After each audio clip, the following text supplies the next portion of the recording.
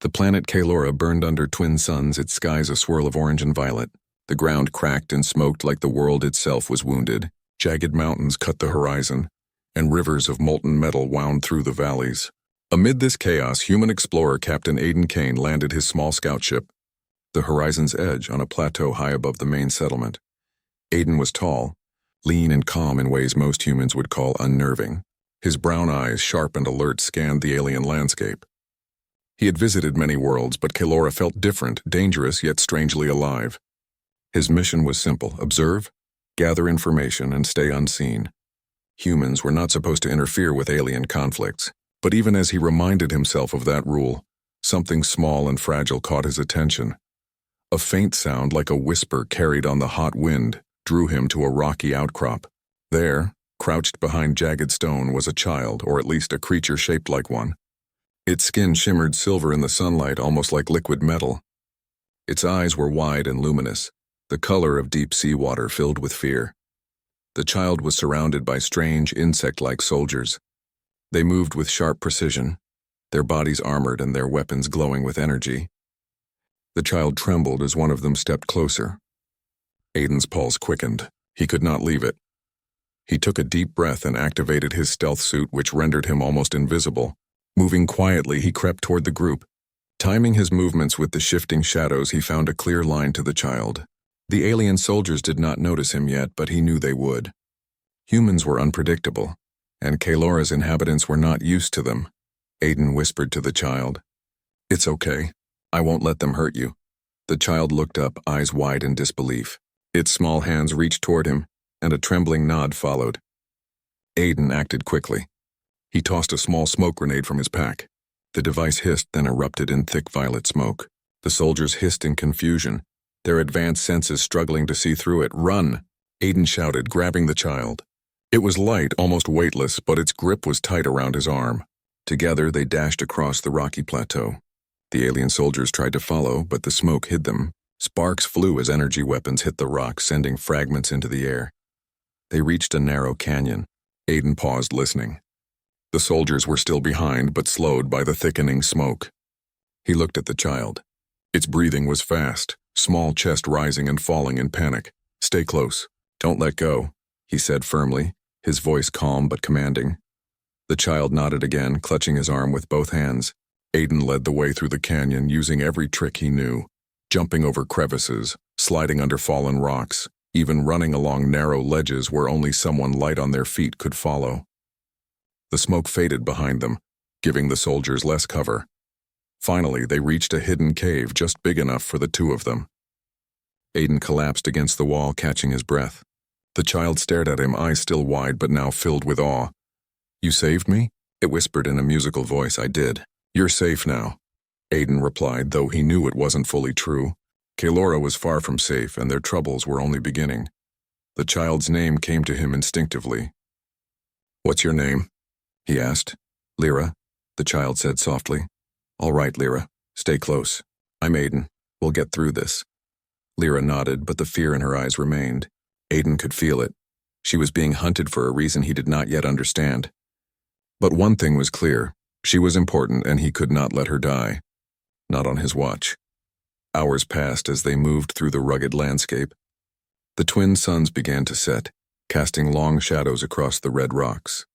Aiden found a shallow alcove where they could rest for the night. He set up a small energy shield to hide them from aerial surveillance.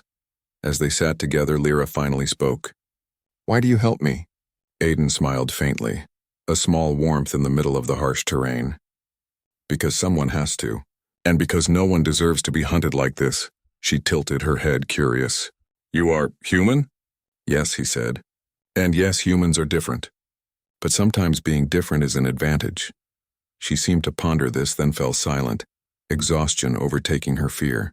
Aiden kept watch through the long night, his mind racing with questions. Who were the soldiers? Why were they after her? And most importantly, how could he get her to safety? By dawn, the desert-like winds had calmed, but the danger had not. Aiden scanned the horizon and saw them. More soldiers forming a line that cut through the valley below. He knew there was no way to outrun them. They were too fast, too well equipped. He needed a plan. Aiden led Lyra to a narrow cliff path barely wide enough for two. The soldiers would have to follow slowly, giving them a chance to escape. As they climbed, Aiden scanned for anything he could use. A jagged rock formation ahead seemed ideal. "Trust me," he said as he set up a simple human trap using stones and wires from his pack. "When they come, they'll never see it coming." Hours later, the soldiers arrived. Their glowing weapons hummed in anticipation. Aiden waited, crouched behind a rock with Lyra pressed against his back. As the first soldier stepped onto the rigged path, a chain reaction sent rocks tumbling down. The soldiers shouted, slipping and sliding, trying to keep balance. "Run!" Aiden shouted again. They sprinted down the cliffside, the soldiers struggling behind. By the time the dust settled, Aiden and Lyra were far ahead, disappearing into a grove of crystalline trees that shimmered in the sunlight. They stopped to catch their breath. Lyra looked at him, awe and gratitude in her eyes. You saved me again." Aiden shook his head. "We're not out of danger yet, but we're getting there." From the treetops, a pair of glowing eyes watched them. Aiden noticed too late. Something enormous stirred in the shadows, a creature far larger than any normal predator. Lyra gasped in fear. Aiden stepped protectively in front of her. "Stay behind me." The creature leapt forward, claws extended, but Aiden moved with speed and precision. Using a combination of human agility and clever traps, he managed to drive it away, sending it crashing into the trees. Lyra clung to him, trembling but safe. As the sun rose fully, Aiden knew they had survived the first day, but Kaelora had many more challenges ahead. Somewhere, the queen of this land had likely learned of the child's survival, and she would not ignore the human who dared interfere. Aiden looked down at Lyra. "We'll find safety. I promise. And I will not let anyone harm you." For the first time since he met her, Lyra smiled faintly, a small glimmer of hope in her shining eyes. Above them, unseen, a shadow moved, a pair of regal eyes, calculating and cold, watched the human who had dared protect the alien child. Queen Seraphine had taken notice, and in her mind a decision was forming, a decision that would bind Aiden to this alien world forever. But that was tomorrow's worry. For now, Aiden and Lyra had survived, and sometimes that was enough. The hum of the human ship's engines filled the cabin as Captain Elias Hart adjusted the controls, keeping a careful eye on Kale. The alien child sat on a reinforced bench staring out the viewport at the stars. His large reflective eyes followed the streaking light, but his expression was unreadable. Elias had spent years facing enemies, but nothing prepared him for the complexity of this small, silent observer. "Kyle," Elias said gently, kneeling beside the child. "You're safe now. We're far from Zithera." Kale tilted his head. A soft melodic sound escaped his lips, a word Elias didn't understand. He had heard snippets of the Zephyri language before, mostly from intercepted transmissions, but this was different. Kale's voice was hesitant, like a small bird testing the air. Elias smiled faintly. "I don't understand you yet." "That's okay. We'll learn together." The child nodded slowly, then pressed his small hand against a panel of the ship. The light shifted slightly beneath his touch. Elias noticed but said nothing, curious about Kale's abilities. Humans were adaptable, but there was something unusual about this child. His instincts were sharp and his awareness seemed beyond his years. For the next several hours, the ship moved through uncharted space.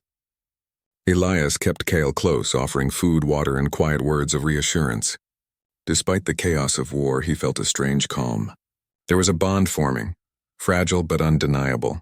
He realized that in this child he saw not an enemy but potential, a chance to show compassion in a universe filled with conflict. "Do you miss your home?" Elias asked softly, more to himself than to Kale. The child did not answer at first. Then in broken syllables, Kale said a single word: "Mother." Elias's heart clenched.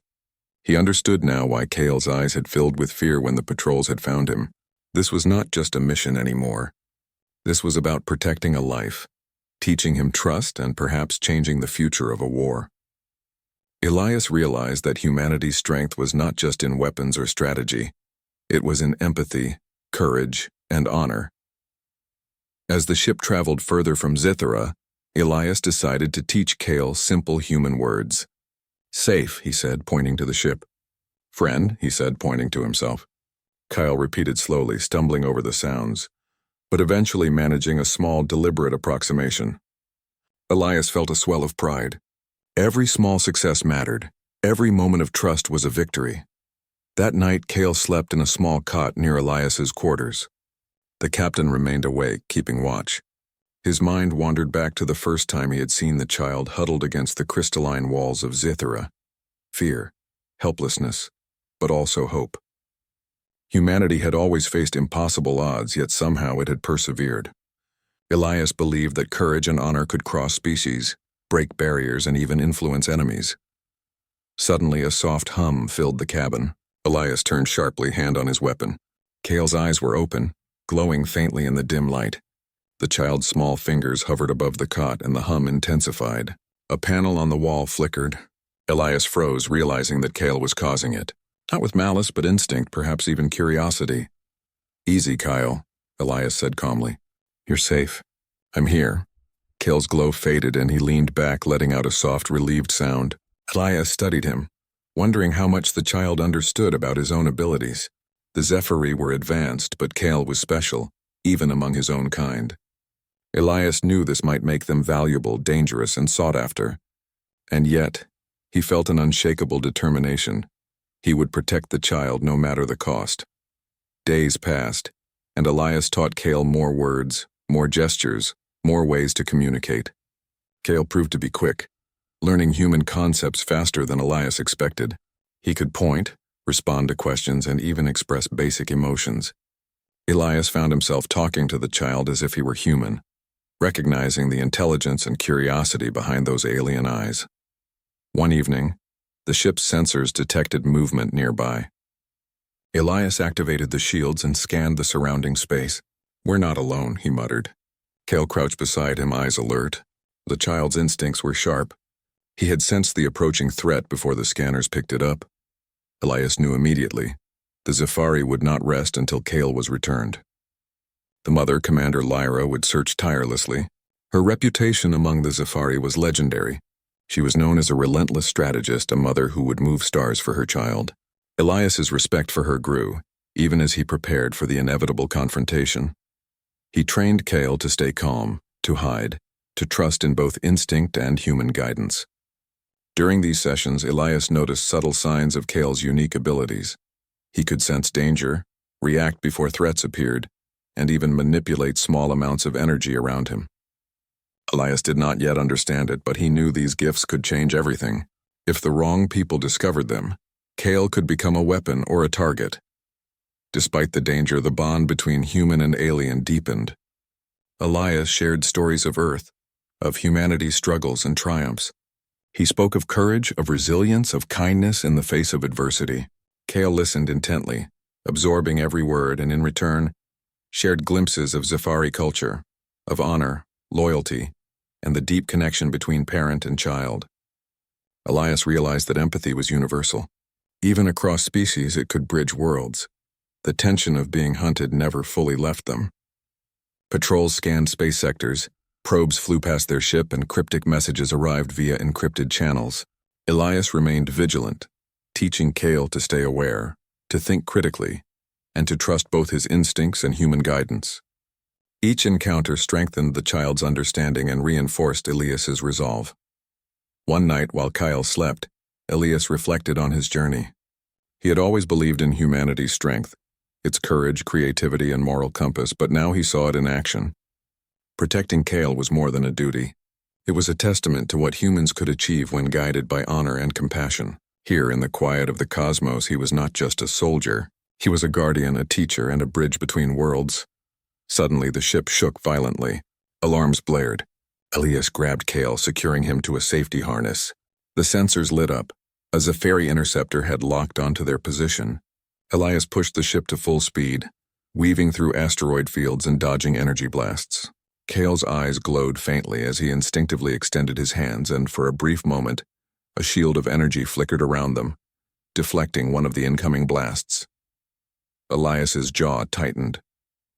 He had trained Cale to be aware, but this was beyond anything he had anticipated. The child's abilities were real and they were powerful. He realized the magnitude of what he was protecting. Cale was not just a child. He was a force that could shift the balance of the war. And yet, to Elias, he was still just a child in need of protection. The interceptor broke off after a tense chase, retreating toward Zafari space. Elias exhaled deeply, holding Kale close. "You're safe," he whispered. The child leaned into him, exhausted but unafraid. Elias marveled at the trust forming between them. It was rare, precious, and worth every risk. By dawn, the tension eased. Kale slept again, and Elias maintained his watch, knowing the journey ahead would only become more dangerous. He prepared for the next leg of their voyage, plotting courses, checking weapons, and maintaining shields. All the while, he reflected on the lessons this child had taught him: bravery, empathy, and the unyielding strength of the human spirit. Kale stirred. Blinking up at Elias, he said a word, broken but clear. "Friend." Elias smiled, feeling a warmth he hadn't experienced in years. "Yes," he replied, "friend. And protector, always." The galaxy was vast and the war was far from over.